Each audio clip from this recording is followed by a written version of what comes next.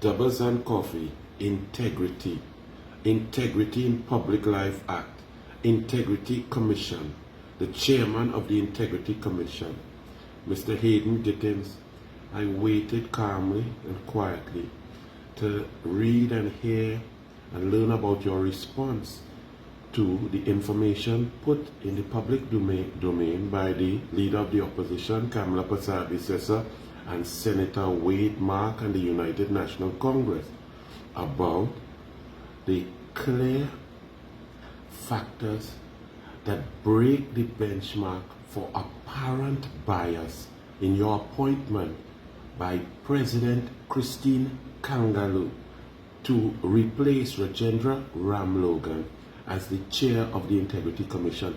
Now, first and foremost, you have to understand, before we even get into you, who you are, where you live, where you worked, who you know, who you line with, all of that, understand that the Integrity Commission, the chairman, that human being has to be, in the eyes of the population, beyond reproach in any form or fashion, must be of the highest order and must be so disconnected from those over whom he or she wield power that it is a very precise, concise, difficult position that should be left for the most apolitical, unconnected individuals in the society.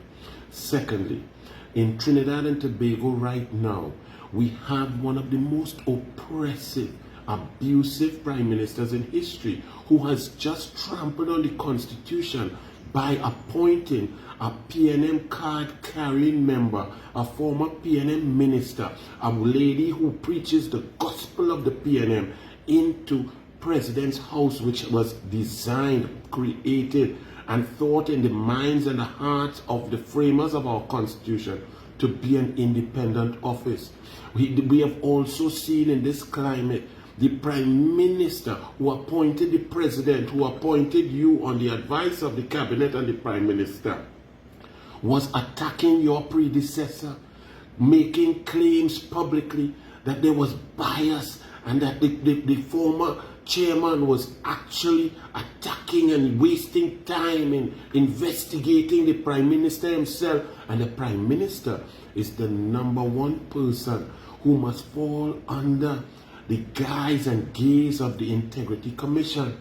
So, sir, the mere fact of your appointment not being you, but the appointment of the next Integrity Commission chairman would have been met with clear eyes and interest from the entire population, who's looking for an individual of impeccable integrity.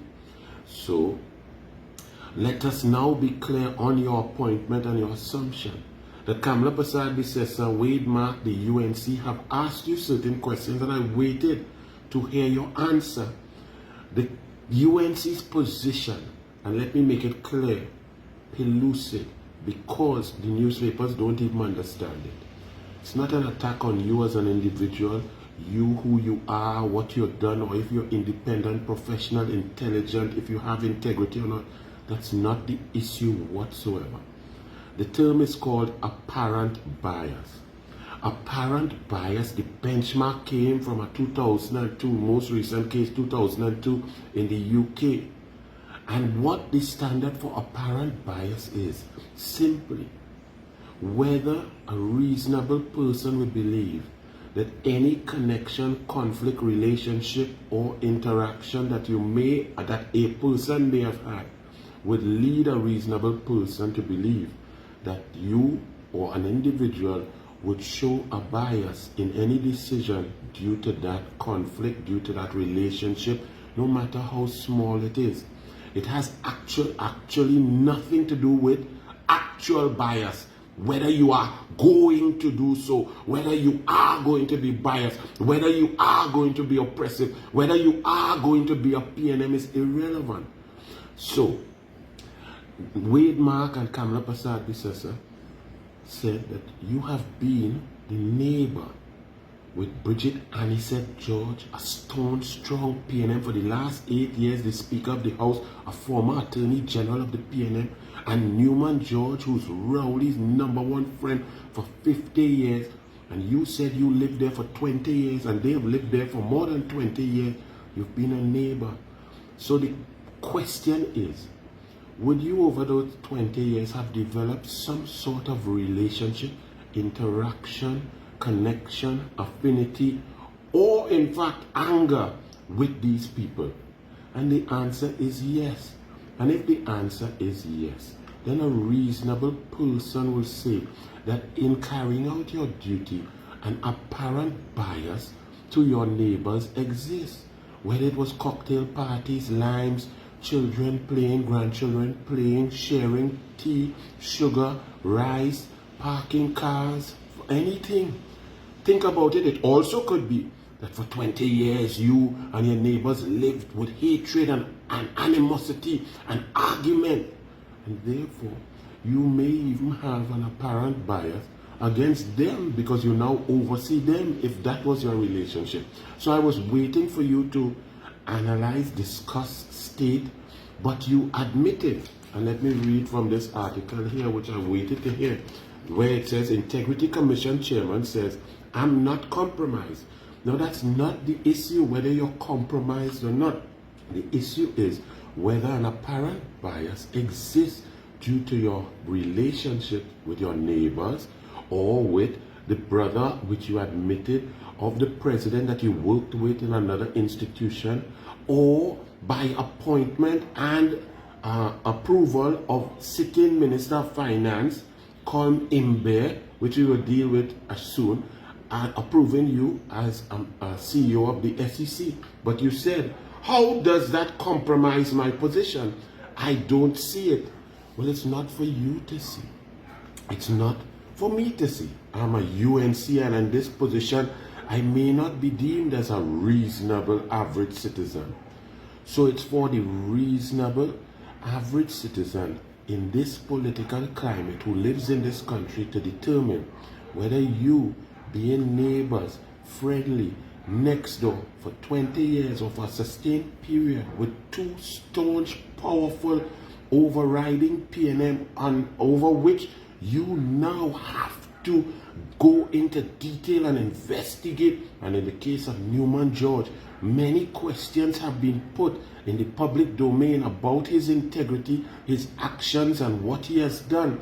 These also are a neighbor of Rowley at Inez Gate. These are questions. He's a witness in the investigation about the Inez Gate benefit of $468,000 that Keith Rowley got for himself, and another $468,000 that he got for his daughter, and he did not declare it. He didn't put it as a benefit. It came from one source in a 12-month period. This is something that you will have to investigate. But your neighbor is a witness. Your two neighbors, Bridget Anisette George, you have to go and get statements from them. What price did they pay for the Inez Gate property?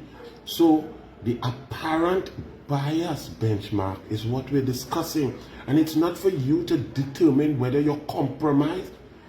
The issue is not about being compromised or whether you think you're being compromised. It's whether a reasonable person thinks that due to any relationship that pre-existed, that you would have a proclivity to show bias towards one side or the other. And let's ask the question.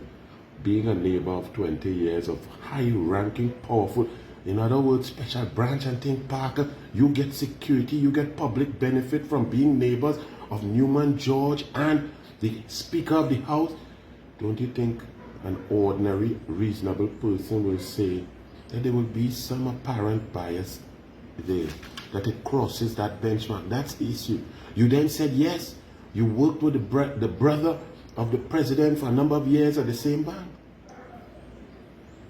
Whether you love him, you met with him, you know him, and so on, the question is, would a reasonable person think that therefore your appointment to the head, the Integrity Commission, that in some form or fashion you may have become known to the president, this PNM president appointed by the PNM Prime Minister, that you are now in charge of investigating because they control the resources in a Westminster system, that there could be some apparent bias. Now remember, this is not to cast aspersions on your character or any actions that you have done. Now you have taken some swift actions to remove lawyers from a case and so on, even when they were acting pro bono. But we won't get into that yet. Then there's another thing. You were the CEO of the SEC in 2018. Colm Imbert, who has a reputation in Trinidad and Tobago. Everybody knows Colm Imbert. He's been in staunch politics since 1986. He was a minister in 1991 to 1995. Colm Imbert was a member of parliament for Diego Martin Northeast since 1991. Everybody knows Colm Imbert. Colm Imbert would not appoint anybody who is fiercely independent or UNC to any position over which he had control. Colm Imbert, in his appointments, he shows that he likes people who he knows fully well. Patrick Ferreira is his partner and riding lineman partner, sitting down comfortable in Jeep since 1974. Patrick Ferreira is now the head of the NIB, the head of the Mortgage Finance Bank. He's the new Calder Hart, the TTMF, and so on. Colm Imbert removed a central bank governor, and now the taxpayers have to pay. And he replaced him with Alvin Hilaire, another neighbor of Rowley, Newman George, and Bridget Anisette George in Inez Gate. Colm Imbert is someone who is fiercely PNM, fiercely biased, and fiercely vindictive. That's his relationship. So for Colm Imbert to approve or not veto your appointment or recommendation to the SEC, does this lead a normal, reasonable person to believe that somehow, some way, there is apparent bias, the standard that is crossed there, because you were approved by Colm Imbert? You see, the position you have taken is a very critical one. Why would you even take it if you know that that's your neighbor? It shows that you do not even understand the principle of apparent bias. It's not about compromise. It's not about your character. You could be the greatest human being on God green earth. That's not the point. You've been neighbors with two top PNM officials in power positions, one of them on 7 boards spending over $2 billion of taxpayers' money per year. Golf partner, best friend of the Prime Minister, who should be under many investigations by your Integrity in Public Life Act unit. The Integrity in Public Life Act determines and needs to monitor the government more than anybody. Opposition don't touch or spend a cent, so opposition is basically irrelevant. So these are the questions, but unfortunately, sir, you came, you answered. The media tried to portray a wrong position. The position is the benchmark of apparent bias. And on these 3 positions, your 20-year neighborly, friendly relationship with Bridget Anisette George and Newman George, you're disqualified from the position because of apparent bias.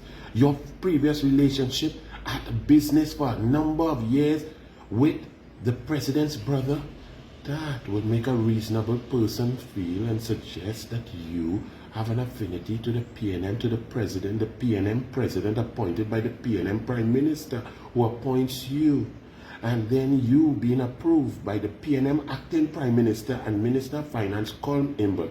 This leaves a reasonable, average-minded person to believe that inside you, due to your life experience, exists an apparent bias. Therefore, you're disqualified from holding that position of chairman of the Integrity Commission. Your responses have been left wanting, and it shows that you didn't understand. As you can see, I've taken a very calm tone because it's a very serious issue. Contacted by Newsday, Gittins confirmed that he's a neighbor of the Georges and worked with one of the president's brothers. Gittins said, "I don't see its relevance. I don't think there's a responsibility for me to make public where I live or where I worked previously." Yes, there is. It is very relevant. Apparent bias.